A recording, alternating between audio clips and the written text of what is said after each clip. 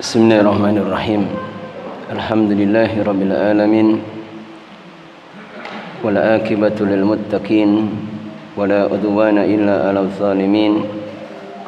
Asyhadu an la ilaha illallah wahdahu la syarika lah wa asyhadu anna Muhammadan abduhu wa rasuluhu la nabiyya ba'dah. Allahumma shalli ala Muhammad wa ala alihi wa sahbihi aman tabi'ahum bi ihsan ila yaumiddin.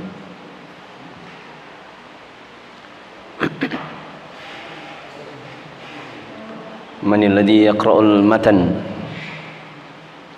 Setelahnya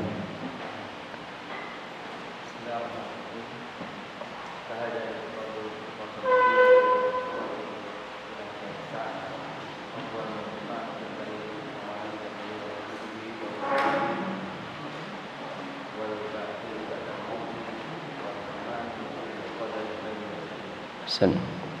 Indaman. Indak.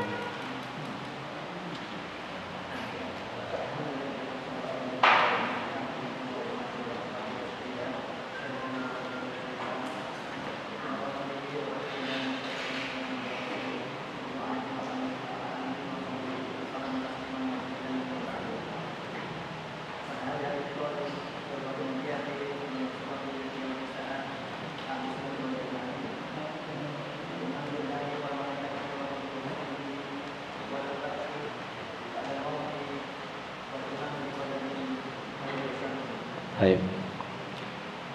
Antum?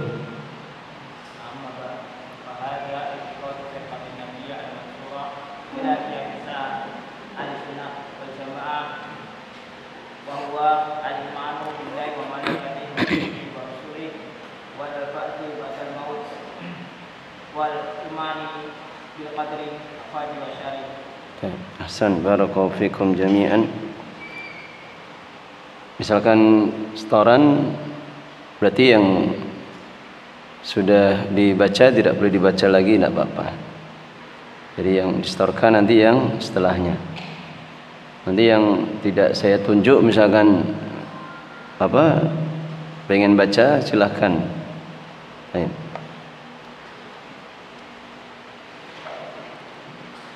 Kemudian setelahnya berkata al-muallif Syekhul Islam Ibnu Taimiyah rahimahullah taala fi kitabih al-aqidah al-wasitiyah wa huwa al-imanu billahi wa malaikatihi wa wa kutubihi wa rusulihi wal ba'si ba'dal mauti wal imanu bil qadari khairihi wa syarrihi. Maka akidah Ahlussunnah wal Jamaah, i'tiqad Ahlussunnah wal Jamaah wa huwa al-imanu billah, itulah beriman kepada Allah Subhanahu wa taala, wa malaikatihi, dan beriman kepada para malaikat-malaikatnya, wa kutubihi, dan beriman kepada kitab-kitabnya, wa rusulihi, dan beriman kepada para rasulnya, wal ba'si ba'dal mauti, dan beriman kepada hari kebangkitan setelah kematian, wal imani bil qadari khairihi wa syarrihi, dan beriman wal imanu bil qadari khairihi wa syarrihi, dan beriman dengan takdir yang baiknya maupun yang buruknya. Maka pembahasan i'tiqad Ahlussunnah wal Jamaah itu tercakup di dalam pembahasan tentang rukun iman yang 6. Itulah rukun iman yang wajib bagi seorang mukmin untuk mengimaninya, meyakini kebenarannya, kemudian mewajibkan untuknya untuk menjalankan semua konsekuensi atau keharusan yang terkandung di dalam rukun-rukun iman yang 6 tersebut. Dan dalil yang menyebutkan bahwasanya rukun iman ada 6, di antaranya disebutkan di dalam hadis yang masyhur. Hadis man? Hadisnya siapa? Kalau hadisnya dinamakan dengan hadis Jibril, hadis man? Umar bin Khattab inda Al-Imam Muslim wa Imam Bukhari. Kalau di dalam Al-Arba'in An-Nawawiyah itu inda Al-Muslim, di mana ketika malaikat Jibril datang kepada Rasulullah sallallahu alaihi wasallam dan beberapa sahabat yang ada di sekitar beliau dalam wujud seorang manusia, yang kemudian malaikat Jibril bertanya kepada Rasulullah sallallahu alaihi wasallam, akhbirni anil Islam wa akhbirni anil iman wa akhbirni anil ihsan. Malaikat Jibril bertanya kepada Nabi tentang Islam, tentang iman, dan tentang ihsan. Maka berkaitan dengan iman, Nabi SAW menjawab, al-imanu an tu'mina billahi wa malaikatihi wa kutubihi wa rusulihi wal yaumil akhir wa tu'mina bil qadari khairihi wa syarrihi. Ini yang disebutkan di dalam dalil dari hadis Nabi sallallahu alaihi wasallam. Adapun yang disebutkan di dalam Al-Qur'an, maka disebutkan tidak secara keseluruhan. Kalau yang terkumpul 5 yang pertama itu ada di dalam surah An-Nisa ayat 136. Dalam surah An-Nisa ayat 136, Allah Subhanahu wa taala berfirman, ya ayyuhalladzina amanu aminu billahi wa rasulihi aminu billahi wa rasulihi wal kitabil ladzi nazzala ala rasulihi wal kitabil ladzi anzala min qabl wa may yakfur billahi wa malaikatihi wa kutubihi wa rusulihi wal yaumil akhir faqad dhalla dhalalan ba'ida. Allah Subhanahu wa taala berfirman, wahai orang-orang yang beriman, berimanlah kalian kepada Allah dan Rasulnya, dan berimanlah kalian kepada kitab yang telah diturunkan kepada Rasulnya, dan berimanlah kepada kitab yang diturunkan sebelumnya. Dan barang siapa yang kufur, mengingkari Allah, malaikat-malaikatnya, kitab-kitabnya, para rasulnya, dan mengingkari hari akhir, maka sungguh dia telah berada di dalam, sungguh dia telah sesat dengan kesesatan yang jauh. Adapun berkaitan dengan iman kepada takdir, Maka ayat di dalam Al-Quran disebutkan secara terpisah. Ada di dalam surah apa? Man yadhkurha. Ada di dalam surah apa? Yang pertama di dalam surah Al-Furqan, kemudian yang kedua di dalam surah Al-Qamar. Kalau dalam surah Al-Furqan bagaimana bunyinya? Wa qaddarahu taqdira, dan Allah telah mentakdirkannya dengan sebenar-benarnya penetapan. Kalau di dalam surah Al-Qamar, maka ayatnya bagaimana? Inna kulla syai'in qaddarnahu taqdira. Sesungguhnya segala sesuatu sungguh telah kami takdirkan dengan sebenar-benarnya. Baik.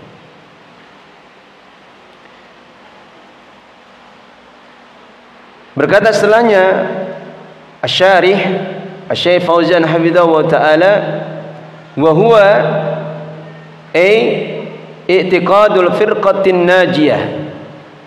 Itulah firqah, itulah i'tiqad, keyakinan dari al-firqatin najiyah, kelompok yang selamat.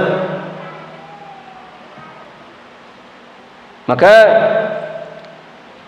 al-firqatun najiyah, Ahlussunnah wal Jamaah menetapkan semua dari rukun-rukun iman yang 6 sesuai dengan apa yang datang dari Allah Subhanahu wa taala dan Rasulnya. Para ulama-ulama Ahlussunnah, maka mereka tidak pernah berani untuk berbicara tentang masalah keimanan atau masalah i'tiqad kecuali dengan apa yang diturunkan oleh Allah Subhanahu wa taala dan diajarkan oleh Rasulnya sallallahu alaihi wasallam. Berbeda dengan kelompok-kelompok yang lainnya yang menyimpang, maka sebagian di antara mereka ada yang menyelisihi di dalam keimanan kepada Allah. Ada yang menyelisihi juga dalam keimanan kepada para malaikat-malaikatnya, dalam masalah kitab-kitabnya. Di antaranya ucapan sebagian di antara orang-orang ahlul bid'ah ketika mereka mengatakan Al-Qur'anu makhluk. Demikian juga ada sebagian di antara mereka yang menyelisihi keimanan kepada yaumil akhir, seperti orang-orang Mu'tazilah. Mereka mengingkari tentang adanya syafaat Nabi. Mereka mengingkari beberapa kejadian-kejadian yang ada di alam akhirat kelak. Demikian juga ada sebagian di antara yang mengingkari dalam masalah takdir dari kalangan orang-orang Qadariyah, demikian juga orang-orang Jabariyah. Wal imanu, al-iman makna lughatan at-tasdiqu. Iman itu makna secara bahasa adalah at-tasdiqu. Apa maknanya? Membenarkan. Qala Allah Ta'ala fil ayat, Allah Ta'ala telah berfirman di dalam ayatnya min surat Yusuf ayat 17 dalam surah Yusuf, wa ma anta bimu'minin lana. Ya, kenapa engkau tidak percaya kepada kami? Kenapa engkau tidak membenarkan kami? Musaddiqun, wa ma anta bimusaddiqin lana. Wa ta'rifuhu syar'an, dan ta'rif pengertian dari al-i'tiqad al-iman secara syariat, annahu qaulun bil lisan wa i'tiqadun bil qalbi wa amalun bil jawarih. Iman itu maknanya mengucapkan dengan lisan, wa i'tiqadun bil qalbi, meyakini dengan hati, wa amalun bil jawarih, dan mengamalkan dengan anggota badan. Maka ta'rif ini adalah apa yang dijelaskan oleh para ulama berdasarkan apa yang dilakukan dari istiqra'iyah, meneliti dari semua ayat-ayat Al-Quran dan hadis-hadis Nabi sallallahu alaihi wasallam. Maka kemudian para ulama mengambil kesimpulan iman itu adalah ucapan dengan lisan, meyakini di dalam hati, dan mengamalkan dengan anggota badan. Maka di dalam pengertian keimanan ini saja tetap ada sebagian di antara orang-orang yang mereka menyelisihinya, sebagaimana orang-orang yang menyimpang di dalam masalah keimanan. Di antaranya siapa? Orang-orang Khawarij, dan kebalikannya adalah orang-orang Murji'ah. Orang-orang Khawarij mengatakan bahwasanya iman itu adalah syai'un wahid, la yatafawwatu. Iman itu satu bagian saja, tidak bercabang-cabang. Oleh karena itulah orang-orang Khawarij mengatakan, barang siapa yang ada yang melakukan dosa besar, maka itu maknanya dia telah menghancurkan semua keimanannya, sehingga dihukumi sebagai orang yang keluar dari agama Islam. Kebalikannya orang-orang Murji'ah. Orang Murji'ah mengatakan apa? Sama, al-imanu syai'un wahid. Iman itu satu bagian saja, tidak bercabang-cabang, sehingga mereka meyakini kapan seseorang melakukan suatu dosa besar, maka dosa kemaksiatan itu la yaduru imanahu, tidak membahayakan atau mengurangi keimanannya. Ini pemikiran orang-orang Murji'ah. Adapun Ahlussunnah wal Jamaah, maka para ulama menjelaskan iman itu bercabang-cabang. Iman itu tafawut, bertingkat-tingkat. Sebagaimana apa yang disebutkan di dalam hadisnya, Nabi SAW telah bersabda, al-imanu salasun wa sab'una, atau apa? Syu'batan. Ada sekitar 60 atau 70 cabang. Fa'alaha, maka yang paling tingginya adalah qaulul la ilaha illallah, wa adnaha, dan paling rendahnya adalah imatatul adha anit tariq, menghilangkan gangguan dari jalan. Baik. Wa qauluhu, ucapan penulis rahimahu wa ta'ala, billahi wa malaikatihi wa kutubihi wa rusulihi wal ba'si ba'dal maut wal imanu biqadari khairi wa syarrihi. Hadhihi arkanul imani sittah. Ini adalah rukun-rukun iman yang 6. Allati la yasihu imanu ahadin, yang tidaklah akan benar keimanan seseorang illa idza amana biha jami'an, kecuali jika dia mengimani semua rukun-rukun itu alal wajhi sahih, secara benar atau secara petunjuk apa yang disebutkan oleh Rasul dan dijelaskan oleh para ulama, ala wajhi sahih, atas sisi yang benar atau secara benar, alladzi dalla alaihi kitab was sunnah, yang Alkitab dan Sunnah, Al-Quran dan Hadis itu telah menjelaskannya. Wahadil arkanu hiya, maka rukun-rukun ini adalah al-imanu billah, beriman kepada Allah Subhanahu wa ta'ala. Nah, sebagaimana penjelasan yang sudah berlalu, maka berbicara tentang rukun iman, maka kita berbicara tentang min umuril ghaibiyah, termasuk dari perkara-perkara kegaiban.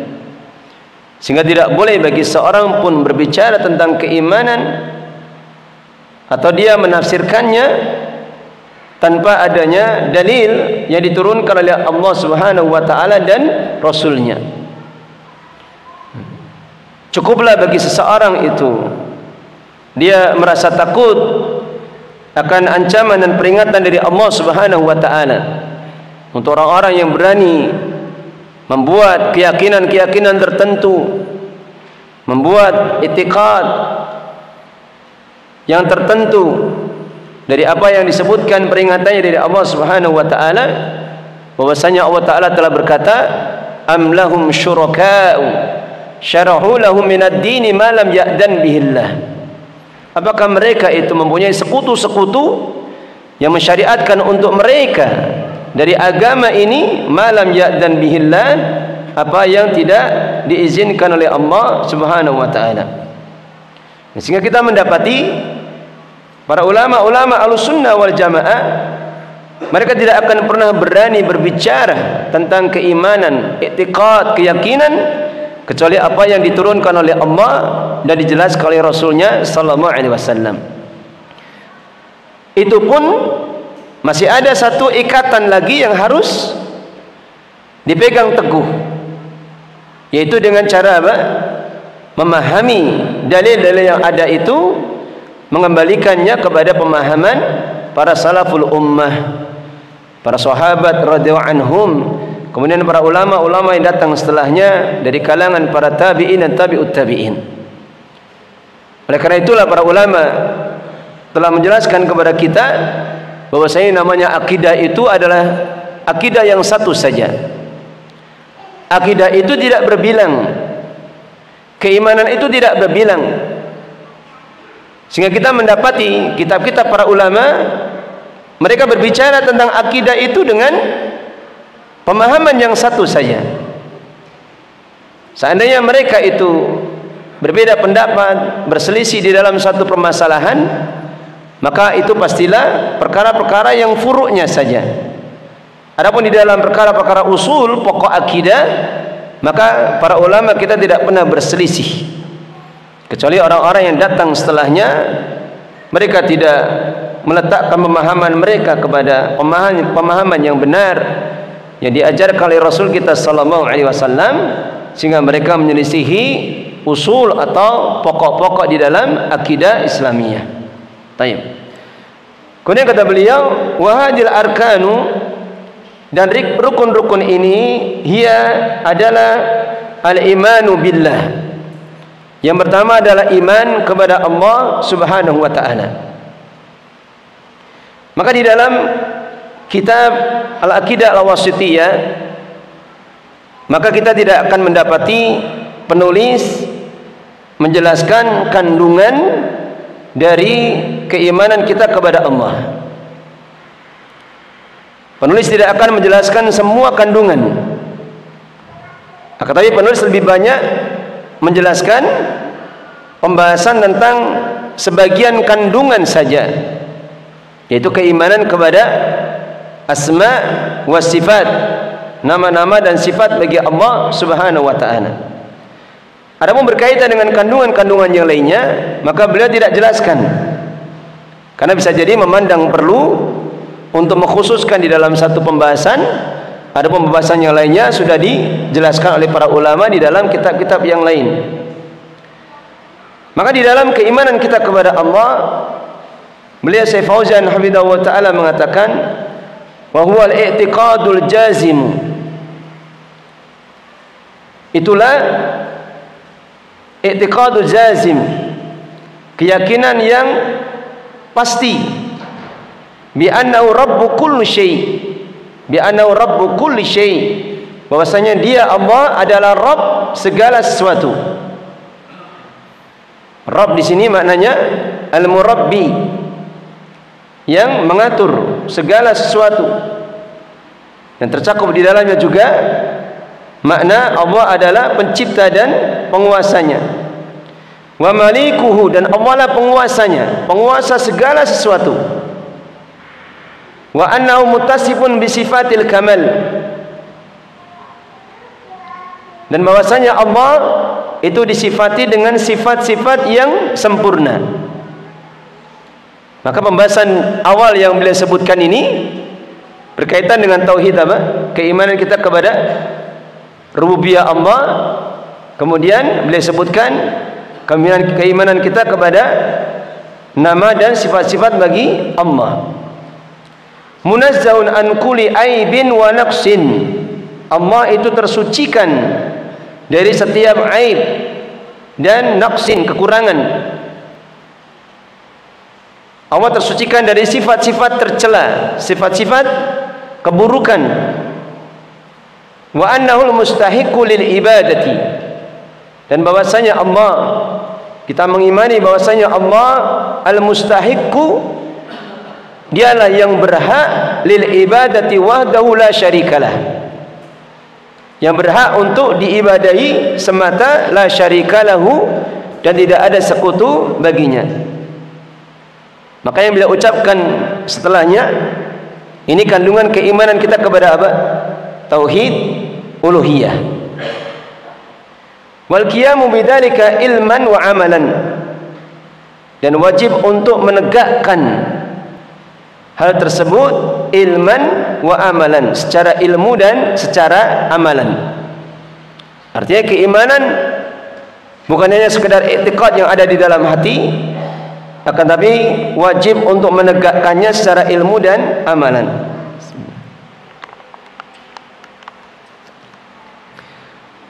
Maka ini penjelasan beliau Asy'ari terhadap makna iman kepada Allah, yang disebutkan juga di dalam kitab-kitab yang lain, bahwasanya iman kepada Allah itu mempunyai 5 kandungan. Ada sebagian mengatakan 4 saja, kemudian ditambahkan oleh sebagian para ulama yang lain menjadi 5 kandungan. Iman kepada Allah ada 5 kandungan. Yang pertama adalah apa? Al-imanu biwujudillah. Al-imanu biwujudillah. Ini yang pertama, iman terhadap wujud adanya Allah Subhanahu wa taala. Maka dari keimanan terhadap wujud Allah, kira-kira ada tidak di kalangan manusia yang menyelisihinya? Ada. Mereka orang-orang dahriyun, orang-orang ateis. Oleh karena itulah para ulama perlu memandang dorurinya untuk menjelaskan semua kandungan iman kepada Allah, karena tidak ada satu kandungan pun kecuali ada orang-orang yang menyelisihinya. Yang pertama, al-imanu biwujudillah, iman kepada wujudnya Allah. Kemudian yang kedua adalah apa? Al-imanu bi rububiyyatihi, iman terhadap rububiyah Allah Subhanahu wa taala. Kemudian yang ketiga, al-imanu bi uluhiyatihi, iman terhadap uluhiyahnya Allah Subhanahu wa taala. Kemudian yang keempat, al-imanu bi asma'ihi wa sifatihi, iman terhadap nama-nama dan sifat-sifatnya.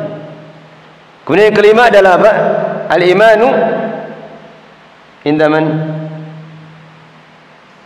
Ini faedah di Tuhfatul Murid. Yang kelima adalah iman terhadap apa?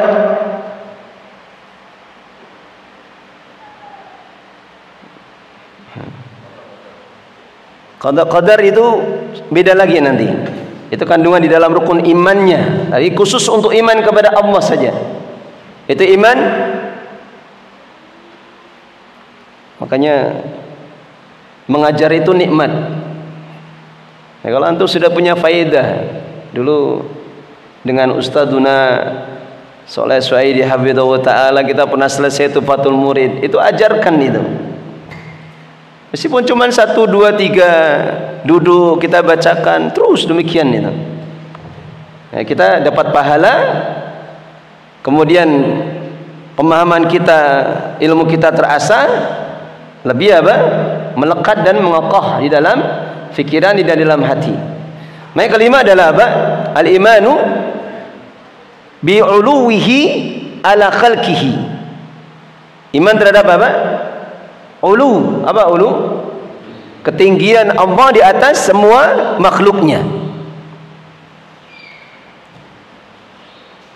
Dan 5 kandungan keimanan ini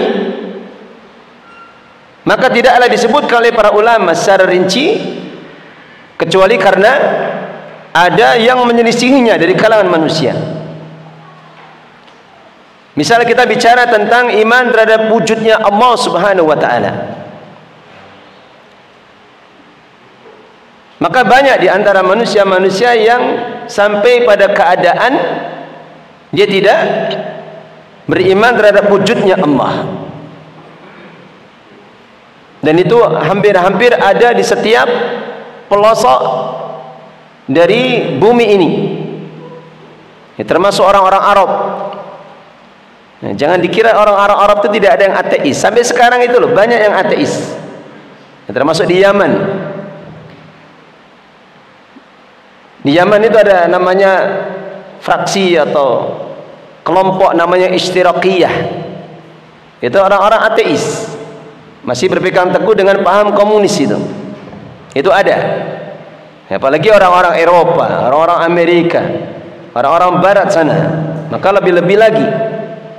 Ya, setelah mereka mungkin tidak terobati dahaganya dengan keyakinan yang ada pada mereka sejak lahirnya, maka kemudian banyak mereka kemudian memutuskan untuk menjadi ateis, tidak beriman dengan wujudnya Allah Subhanahu wa ta'ala. Maka iman kepada wujud Allah maka bisa ditetapkan baik secara apa? Dalil secara syar'i, kemudian dalil secara al-hissi. Demikian juga bisa ditetapkan dengan dalil secara akal. Kemudian juga bisa ditetapkan dengan dalil secara fitrahnya. Maka iman kepada Allah itu bisa ditetapkan dengan dalil syar'i. Apa dalilnya? Dalilnya semua ayat yang ada di dalam Al-Quran Al-Karim itu dalil adanya wujud Allah. Karena hampir-hampir tidak ada manusia siapapun juga, meskipun mereka saling membantu satu sama lain, tidak akan ada yang mampu untuk mendatangkan satu ayat. Ya, kalau tantangan di dalam Al-Quran itu bermacam-macam. Kadang Allah menantang dengan membawa yang semisal Al-Quran. Kadang menantang dengan apa? Membawa 10 surah Al-Quran dalam surah Hud. Kemudian kadang Allah menantang dengan membawa 1 surah Al-Quran. Maka 1 surah saja yang paling ringan, paling pendek, maka tidak ada manusia yang bisa membuat ayat-ayat yang bisa menandingi keindahan atau puncak dari kebaikan bahasa dari Al-Quran, puncak balaghahnya. Tidak ada yang mampu itu. Demikian juga secara hissiyah. Kalau secara hissiyah itu bisa dilihat dari apa yang terjadi pada kaum yang diutus para nabi dan para rasul mereka. Misal apa? Yang nampak itu mukjizatnya Nabi Musa alaihissalam. Ketika Allah memberikan kepada beliau 9 mukjizat. Memberikan kepada beliau 9 mukjizat. Di antaranya apa? Tongkat beliau, tangan yang bercahaya. Kemudian apa? Terbelahnya lautan, mengeluarnya air dari bebatuan. Kemudian munculnya darah untuk menghukum orang-orang Fir'aun. Munculnya apa? Kata. Munculnya apa? Taupan. Kemudian munculnya serangga. Bukan serangga, apa? Beliau menghidupkan orang yang mati. Ya, ada 9 mukjizat yang disebutkan di dalam Al-Quran, diberikan kepada Nabi Musa alaihissalam. Maka orang-orang yang ada pada saat itu maka bisa melihat dan bisa memahami. Tidak mungkin seorang Nabi Musa, yang beliau adalah seorang manusia juga, bisa melakukan semua itu kecuali adanya bantuan dari zat yang memiliki kekuatan untuk mengatur alam semesta ini. Termasuk apa yang disebutkan dalam ayatnya, beliau diperintahkan oleh Allah Subhanahu wa ta'ala untuk melemparkan tongkatnya agar tongkatnya itu bisa memakan ular-ular yang dibuat-buat oleh para tukang sihirnya Fir'aun yang jumlahnya banyak, yang kemudian menjadikan sebab mereka itu tersungkur sujud langsung beriman kepada Allah Subhanahu wa ta'ala. Kenapa mereka langsung bisa sujud? Ya, karena mereka bisa apa? Membedakan antara sihir dan bukan sihir. Artinya ketika mereka melihat tongkatnya Nabi Musa itu berubah menjadi ular, maka mereka tahu itu ular betulan, bukan ular sihir. Karena mereka bisa membedakan antara sihir dan bukan sihir.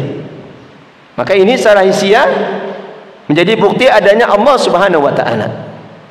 Kemudian secara akal, Maka para ulama menjelaskan sebagaimana Syekh Utsaimin di dalam syarah beliau terhadap kitab Al-Usul Ats-Tsalatsah, terjadinya suatu benda itu hanya ada 3 kemungkinan saja. Yang pertama, benda itu bisa menciptakan dirinya sendiri.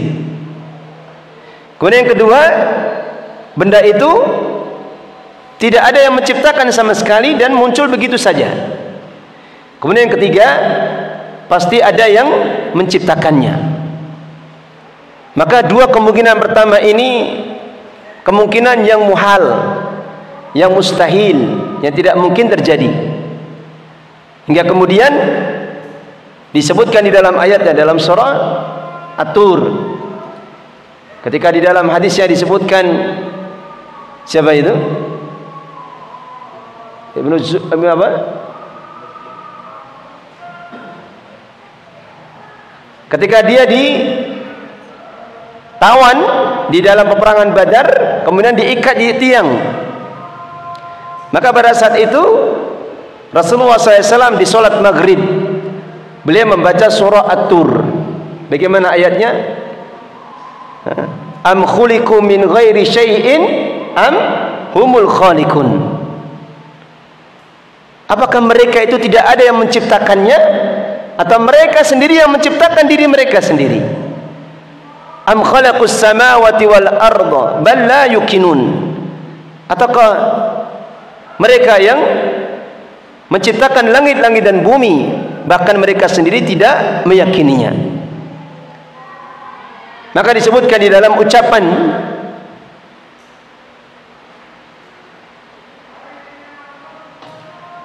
orang Quraisy yang ditawan ini, yang kemudian setelahnya dia masuk Islam, maka dia mengatakan, kadat qalbi ayatira, hampir-hampir hatiku ini terbang. Wadhalika awwalu ma waqara fi qalbi, dan itulah awal pertama kali masuknya al-imanu fi qalbi, meresapnya keimanan di dalam hatiku. Ya, karena sahabat ini itu seorang penyair, faham terhadap bahasa Arab, keindahan bahasa Arab, sehingga dia bisa membedakan mana syair dan mana itu ucapan Allah Subhanahu wa taala. Baik.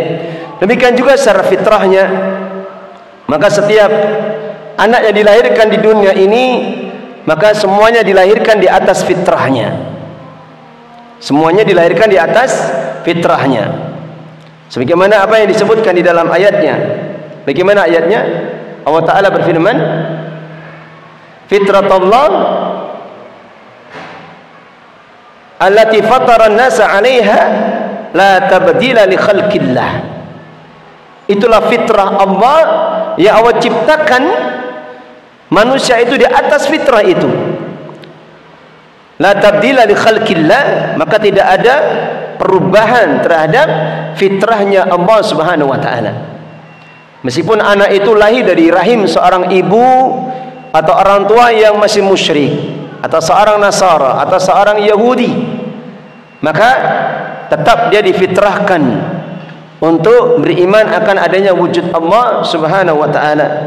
Atau seandainya dia lahir dari seorang ibu yang tidak beriman kepada Allah, maka tetap saja bayi itu lahir dalam keadaan difitrahkan. Dia berada di atas fitrah untuk menetapkan adanya wujud Allah Subhanahu wa taala. Baik.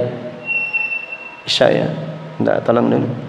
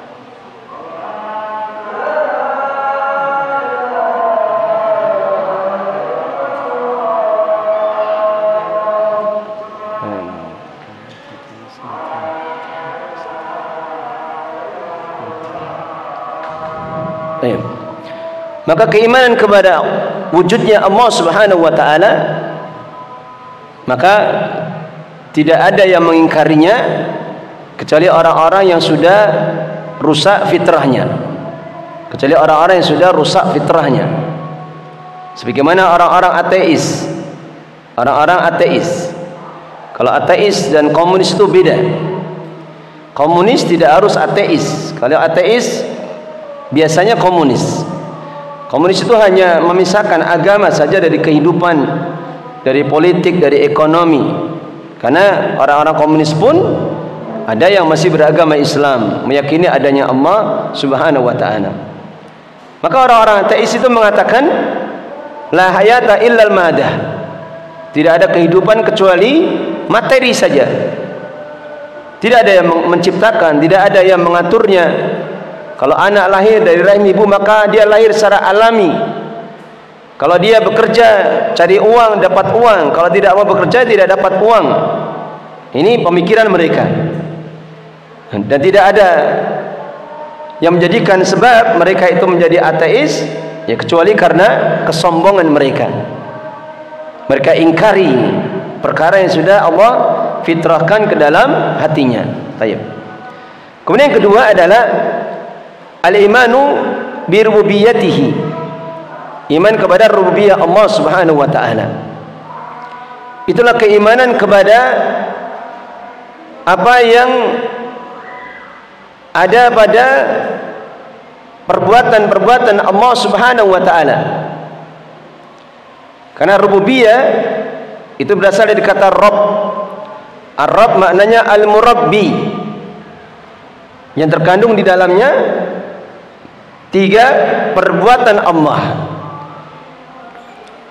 Yang terkandung di dalamnya tiga perbuatan Allah, yaitu apa? Al-khalqu, mencipta, sehingga awal dikatakan al-khaliq. Kemudian yang kedua apa? Al-mulku, Allah apa? Menguasai atau memiliki alam semesta ini. Awal dikatakan al-malik. Kemudian yang ketiga adalah at-tadbir, Allah mengatur alam semesta ini, sehingga awal dikatakan al-mudabbir, Allah mengatur semua yang ada di alam semesta ini. Maka ini tiga perbuatan Allah yang utama, dan semua perbuatan Allah yang lainnya yang terkandung di dalam nama-nama dan sifat-sifat Allah Subhanahu wa taala itu tercakup di dalam tiga perbuatan Allah yang pokok ini. Tercakup di dalam tiga perbuatan Allah yang pokok ini. Allah lah pencipta, Allah lah penguasa atau pemilik alam semesta, dan Allah lah yang mengatur segala apa yang terjadi di alam semesta ini. Dan keimanan kepada tauhid rububiyah, maka itu adalah keimanan yang sebetulnya difitrahkan juga oleh Allah Subhanahu wa taala kepada setiap anak yang dilahirkan dari rahim ibunya. Itulah keimanan yang penting. Itulah keimanan yang menjadikan kuatnya keyakinan kita kepada Allah. Oleh karena itulah di dalam memahami masalah tauhid rububiyah atau keimanan kepada rububiyah Allah, maka kita bisa mengukur baiknya pemahaman kita atau keyakinan kita kepada tauhid rububiyah itu, maka akan tampak pada keadaan hati kita. Itu tampak pada apanya? Hal yang paling nampak pada seorang hamba ketika dia benar-benar memahami dan meyakini rububiyah Allah Subhanahu wa taala, maka akan tampak pada apanya? Pada keadaan hamba itu pada apanya? Ya, tawakalnya. Keimanan kepada rububiyah Allah, ketika dia meyakini Allah lah yang menciptakannya, menguasainya, Allah lah yang mengatur segala kehidupannya, urusan rezekinya, jodohnya, hidup kematiannya. Maka ketika seorang betul-betul memahami rububiyah Allah Subhanahu wa taala dan meyakininya, maka akan tampak pada tawakalnya dia kepada Allah, besandarnya dia kepada Allah di dalam semua urusan. kuatnya keyakinan dia kepada Allah.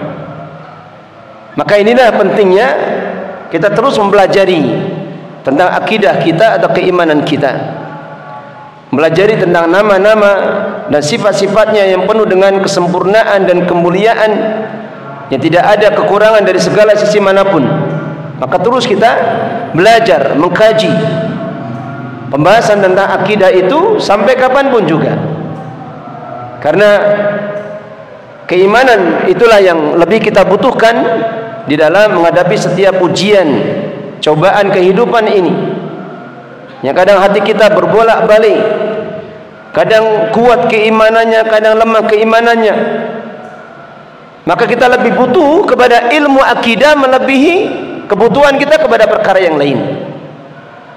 Maka sungguh aneh ketika ada sebagian di antara orang-orang yang menganggap tidak perlu atau tidak penting kita terus-menerus belajar akidah. Bahkan kita pun butuh kepada pembahasan akidah itu sampai kapanpun juga. Karena kita tidak tahu ujian atau musibah apa yang akan menimpa kita. Kita tidak tahu bagaimana nanti kita menghadapi setiap ujian dari Allah Subhanahu wa taala. Maka tidak ada yang bisa menjadi bekal yang paling bermanfaat di dalam kehidupan kita melebihi keimanan kita kepada Allah. Maka tauhid rububiyah atau keimanan kita kepada rububiyah Allah itu tercakup padanya 3 perkara. Allah mencipta, Allah menguasai, dan Allah mengatur alam semesta. Apa dalil Allah itu mencipta? Indaman, ini pembahasan yang sudah berlalu semua. Apa dalil Allah mencipta?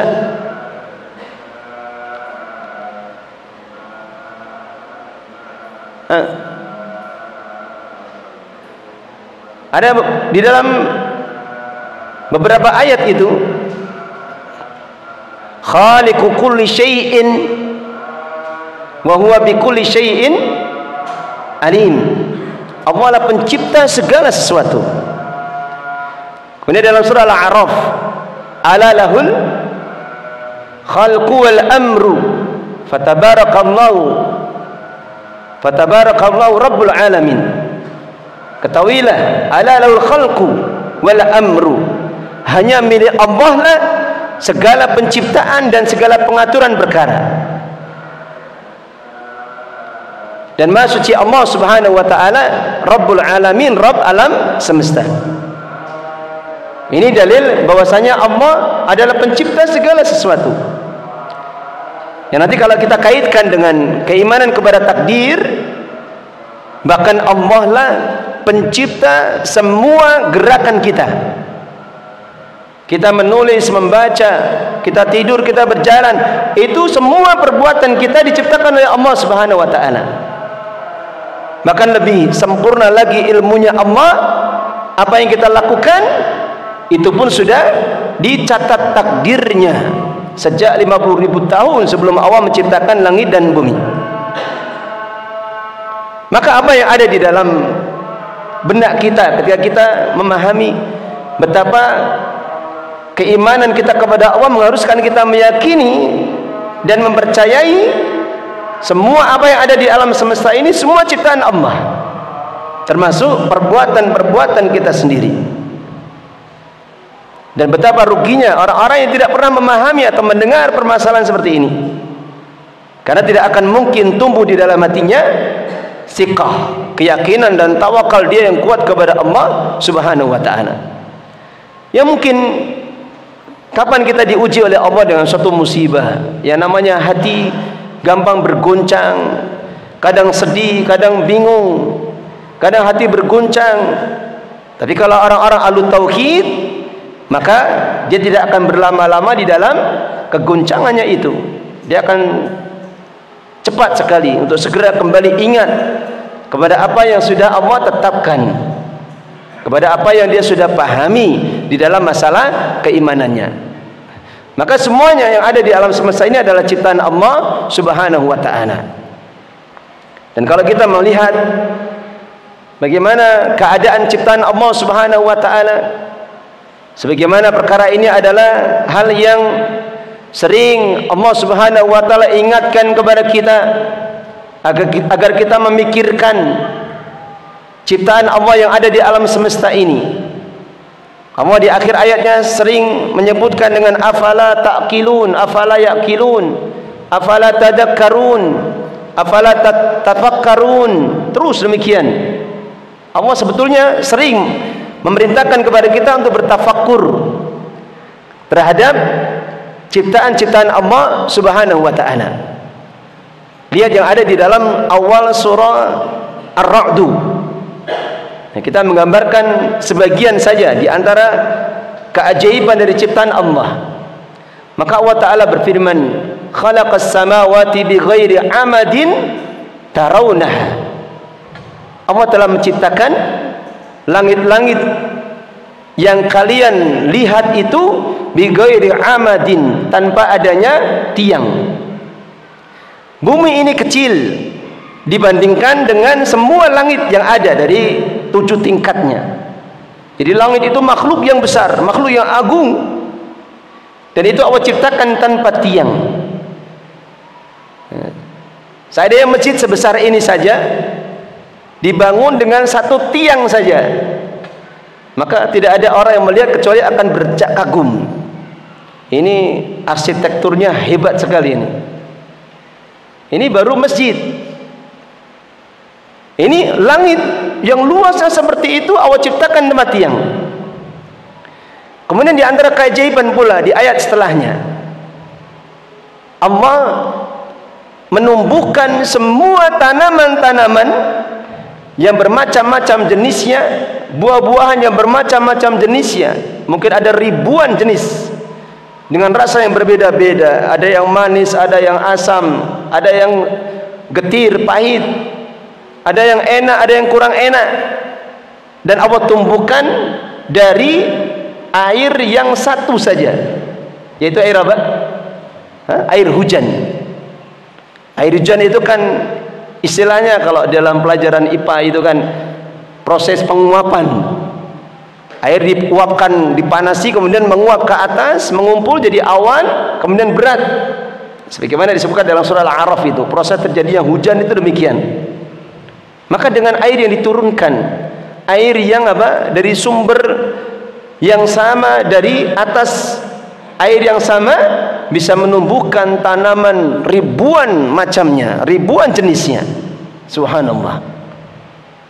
Oleh karena itulah Allah Subhanahu wa taala disebutkan dalam surah Luqman, Allah menantang orang-orang yang mengaku-ngaku dia itu tidak butuh Allah, dia tidak percaya adanya pencipta. Allah Ta'ala berfirman, hada khalqullah, ini adalah ciptaan Allah. Ketika menyebutkan ayat-ayat sebelumnya, maka Allah Ta'ala berfirman, hada khalqullah, ini adalah ciptaan Allah. Fa'aruni madal ladzi khalaqal ladina min duni, maka tunjukkanlah kepadaku apa yang diciptakan orang-orang dari selainku, apa yang diciptakan oleh orang-orang dari selainku. Oleh karena itulah Allah Subhanahu wa taala memerintahkan di dalam banyak ayatnya untuk memperhatikan ciptaan-ciptaannya, memperhatikan bulan, matahari, peredarannya sedemikian teraturnya, memperhatikan tentang lautan, gunung-gunung dan sebagainya. Yang hal seperti ini, seandainya kita berusaha untuk tanamkan kepada anak-anak kita, ajak mereka untuk berfikir agar tumbuh di dalam hati mereka pengagungan kepada Allah. Misal kalau suatu saat ngajak piknik, jangan sekedar senang-senang saja, tapi ajak untuk berfikir. Coba lihat itu nak, gunung, siapa yang menciptakan? Allah. Allah yang menciptakan, Allah yang zat yang maha besar. Padahal Allah seandainya hendak mengangkatnya itu perkara yang mudah, bahkan tidak perlu Allah yang melakukannya. Pernah datang seorang malaikat gunung kepada Rasul sallallahu alaihi wasallam ketika beliau diusir dari Taif, terlunta-lunta, dilempari batu sampai berdarah-darah kakinya. Kemudian beliau lari hingga berteduh di suatu tempat, datang malaikat Jibril dan malaikat gunung kepada beliau. Kata malaikat Jibril, laqad sami'a Allahu ma qala qaumuka 'alaik wa ma raddu 'alaik. Sungguh Allah telah mengetahui apa yang diucapkan kaum itu kepadamu dan apa yang mereka telah menolaknya darimu, atasmu. Maka ini aku datang dengan perintah Allah membawa malaikat gunung. Engkau perintahkan dia apa yang engkau suka. Maka malaikat gunung mengatakan, ya Muhammad, wahai Muhammad, in syi'ta, jika kamu mau, aku akan angkat 2 gunung akhsyabain itu, kemudian aku timpakan kepada mereka. Ini satu malaikat saja bisa mengangkat gunung seperti itu. Ya, tentunya Allah Zat yang Maha Agung lebih berkuasa lagi, lebih mampu lagi untuk melakukan segala sesuatu. Ini berkaitan dengan ciptaan Allah Subhanahu wa taala. Kemudian yang kedua adalah Allah adalah mempunyai sifat al-mulku, Allah menguasai. Apa dalilnya? Kayaknya antum sedih kalau ditanya dalilnya. Hah? Itu hari kiamat itu. Semua yang maknanya itu umum. Ayatnya banyak sekali kita ketemu berulang-ulang di dalam Al-Quran itu. Bahkan sebagainya antum hafal.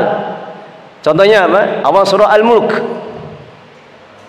Tabarakalladzi biyadihil mulku wa huwa ala kulli syai'in qadir.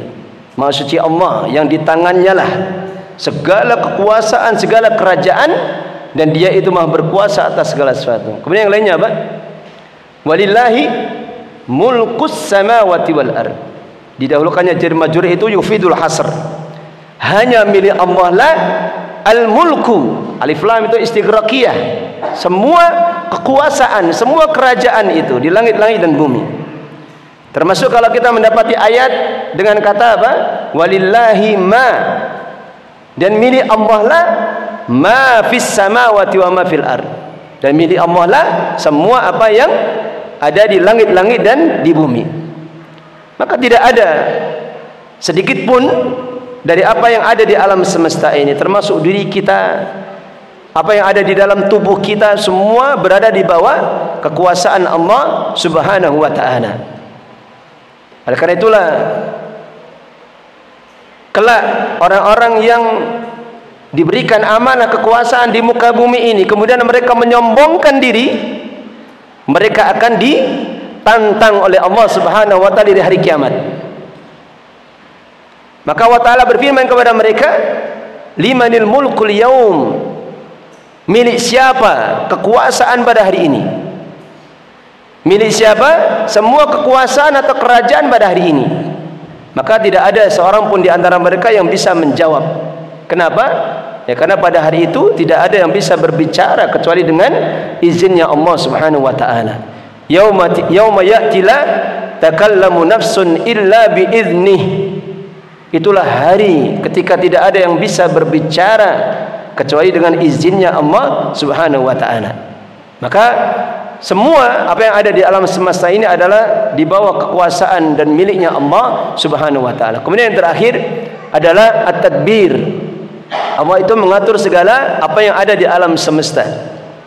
Apa dalilnya? Ini juga banyak sekali di dalam ayat-ayat Al-Quran. Misalnya apa? Dalam surah Yunus, ketika Allah perintahkan kepada nabinya untuk bertanya kepada orang-orang kafir Quraisy. Bagaimana ayatnya?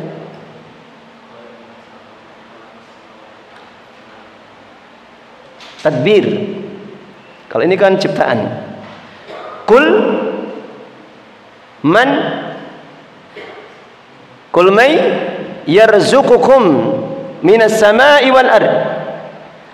Amma yamliku sam'a wal absar wa may yukhrijul hayya minal mayyit wa yukhrijul mayyita minal hayyi wa may yudabbirul amra fasayaquluna Allah faqul afala tattaqun.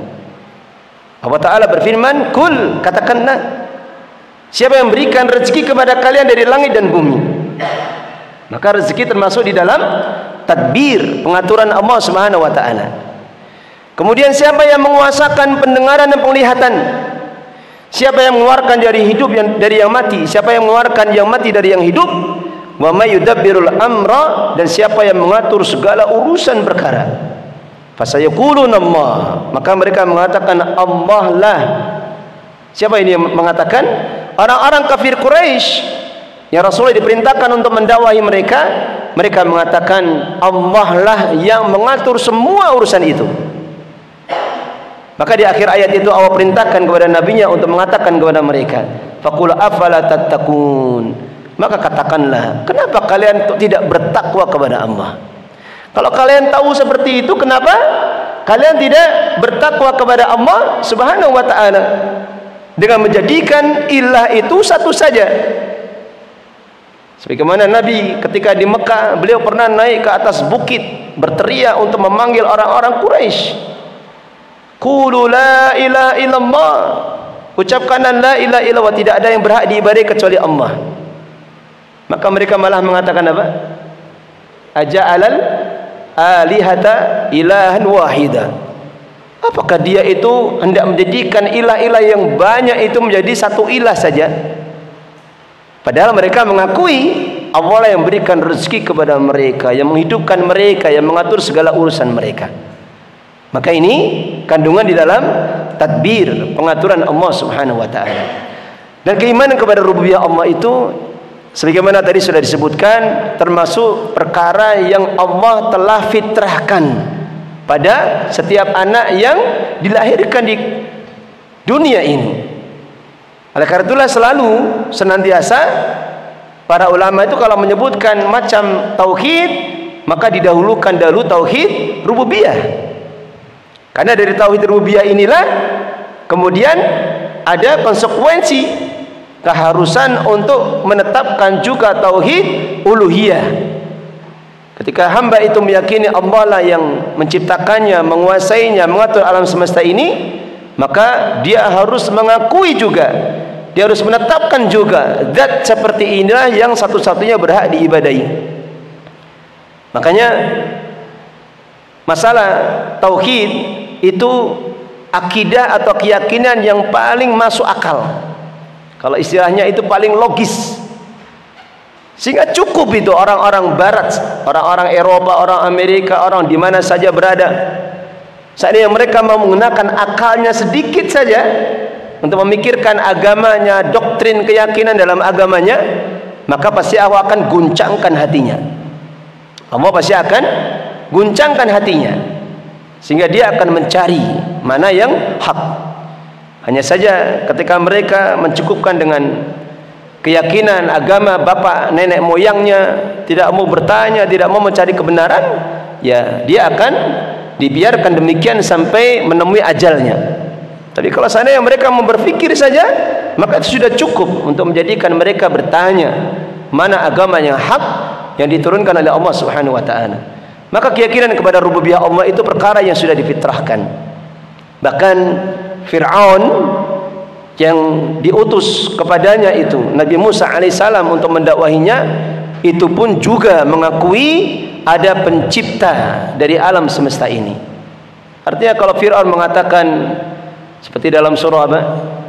An-Nazi'at, Fir'aun berkata bagaimana?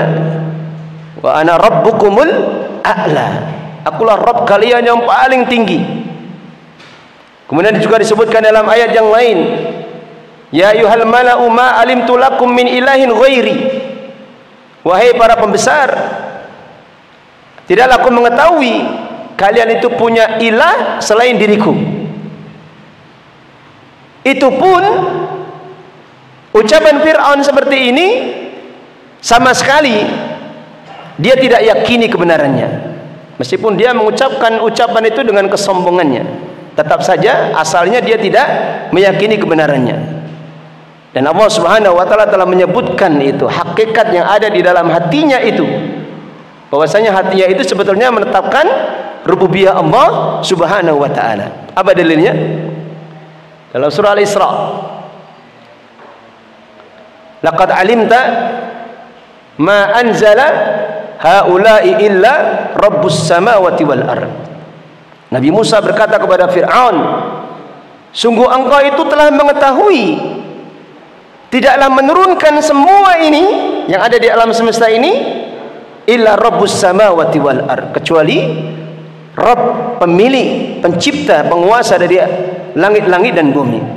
Atau disebutkan juga di dalam surah An-Naml, Allah mengungkap hakikat dari keadaan hati Fir'aun. Bagaimana ayatnya? Wajahadu biha wastaiqanatha anfusuhum zulman wa uluwa. Wajahadu biha, maka Fir'aun dan bala tentaranya itu, pengikutnya itu mengingkarinya dalam keadaan hati-hati mereka, jiwa-jiwa mereka itu meyakini kebenarannya. Dan itu tidaklah terjadi karena apa? Zulman wa uluwa. Tidak terjadi karena zulman, kedoliman, wa uluwa, dan kesombongan. Jadi tauhid rububiyah itulah tauhid yang paling mendasar yang harus kita imani. Baik. Sampai di sini pembahasan kita. Mungkin ada pertanyaan satu saja kalau ingin ada pertanyaan.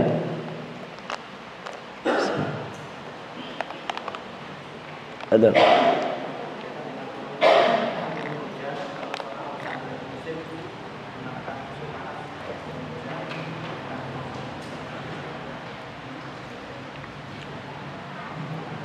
Kalau penyandarannya itu secara aglabiyah, secara umum, oh ini musim panas, biasanya hampir-hampir tidak ada hujan. Oh ini musim penghujan, biasanya banyak hujan, maka seperti ini hal yang tidak mengapa. Seperti ini hal yang tidak mengapa. Tapi kalau sampai dia memastikan, maka seperti ini yang tidak dibolehkan. Sampai dia memastikan. Kemudian tidak boleh juga sebagaimana diingkari di dalam hadisnya, menyandarkan turunnya hujan itu bukan karena pengaturan Allah Subhanahu wa taala. Sebagaimana ucapan Nabi sallallahu alaihi wasallam, ada orang-orang yang tadi malam itu telah kafir. Kenapa? Karena dia mengatakan mutirna binau'i kada wa kada. Kita telah diberikan hujan tadi malam itu karena bintang ini atau bintang itu. Maka ini tidak boleh. Atau seandainya misalkan ucapan kita turun hujan karena musimnya musim hujan, seperti ini juga tidak boleh. Tapi kita harus meyakini meskipun hujan perkara yang sederhana, itu pun sesuatu yang Allah atur. Kapan turunnya, berapa besarnya hujan itu, maka semuanya Allah yang mengaturnya. Tidak boleh kita menyandarkan turunnya hujan kepada makhluk. Tidak boleh kita menurunkan hujan, menyandarkan turunnya hujan kepada makhluk. Apalagi sampai ngaku-ngaku bisa menahan turunnya hujan. Seperti pawang hujan. Ini lagi rame ini di mana? Di Mandalika. Ada pawang hujan katanya. Nah, ini kesyirikan ini, bahkan syirik besar. Kalau dia mengaku seperti itu, maksudnya syirik besar. Tidak ada kebaikan sama sekali. Seandainya dia masih diberikan rezeki, itu karena apa? Atau seandainya dia masih diberikan rezeki kebaikan, itu karena makhluk-makhluk yang lain. Ya, termasuk seandainya kita masih diberikan hujan dalam keadaan kesyirikan, itu sudah terlalu banyak sekali. Itu karena Allah masih punya makhluk-makhluk yang lain. Jadi orang-orang yang mentauhidkannya, binatang-binatang, tumbuhan. Baik, sampai di sini. Semoga apa yang kita kaji bermanfaat untuk kita semua, menambah ilmu kita dan menambah keimanan kita kepada Allah Subhanahu wa taala. Semoga Allah senantiasa memberikan taufik hidayah kepada kita agar kita bisa beristiqomah di atas tauhid kita, dan semoga Allah berikan taufik pula untuk bisa mengamalkan ilmu-ilmu yang sudah kita pelajari. Akhiru da'wana walhamdulillahirabbil alamin. Subhanaka Allahumma bihamdika asyhadu an la ilaha illa anta astaghfiruka wa atubu ilaik.